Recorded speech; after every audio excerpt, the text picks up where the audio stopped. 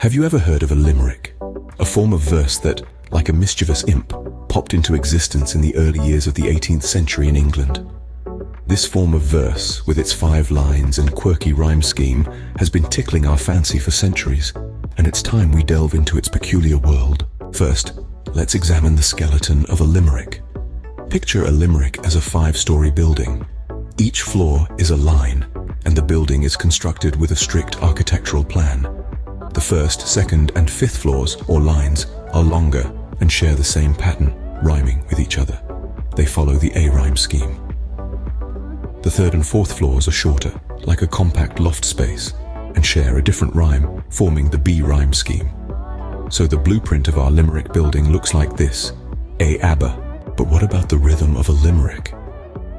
It dances to the beat of anapestic trimeter, a metrical foot in poetry, where 2 short syllables are followed by 1 long syllable. It's a rhythm that prances and bounces, perfectly matching the playful nature of a limerick. Now let's appreciate the 19th century artist who brought limericks into the limelight, Edward Lear. He didn't label his work as limericks, but his humorous and nonsensical verses fit the bill.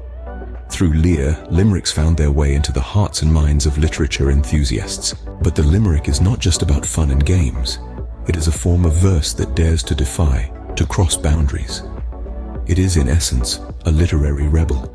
It often breaks taboos, making it an instrument of transgression. This violation of the norm is part of the limerick's charm and function. Gershon Legman, a scholar who compiled a vast anthology of limericks, observed that this form of verse is often risque, and its exchange is almost exclusive to well-educated males. Women, he noted, appear in limericks primarily as villains or victims. Legman also dismissed clean limericks as periodic trends and objects of magazine contests that rarely rise above mediocrity. A limerick's humor, he argues, is not in the punchline, but rather in the tension between meaning and its absence. In summary, a limerick is a 5-line verse with a distinctive ABBA rhyme scheme, an anapestic trimeter rhythm. Popularized by Edward Lear in the 19th century, it is known for its humor, transgression, and defiance of norms. Its humor lies not in the punchline, but in the tension between meaning and its lack.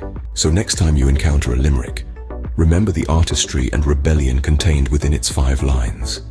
And perhaps try crafting one of your own. After all, who doesn't love a good limerick?